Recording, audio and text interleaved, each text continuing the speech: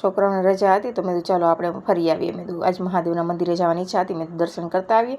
અને પગથિયા એવા સરસ જૂના હતા. દક્ષભાઈ કે મમ્મા મને એ બહુ ગમે મહાદેવના મંદિરે. મેં કીધું સરસ લે, તને ગમે તો કે મમ્મા આ ઝાડ કહેવાનું છે. મેં કીધું એ ઝાડ વડલાનું ઝાડ છે. તો કે આ વડલો કહેવાય? મેં કીધું હા એ વડલાનું ઝાડ છે. તો કે આ ઝાડ નાનું ઝાડ? મેં કીધું એ આસોપાલો જેવું લાગે છે, પછી કંઈ ખબર નહીં બહુ.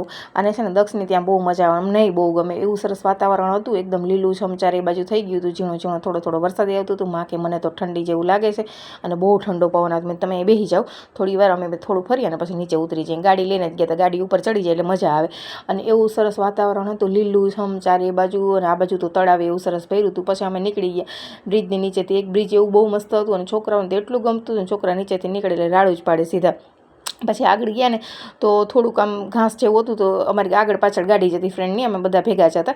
પછી કે આ માંડવી કેમ મમ્મા પીળા કલરની થઈ ગઈ? મેં તો એમાં બહુ પાણી પી ગઈ ને એટલે કદાચ પીળી થઈ ગઈ, નીચેથી બરી ગઈ. પછી અમે ચા પીવા રોકાણા હતા, ત્યાં કૂતરા હતા.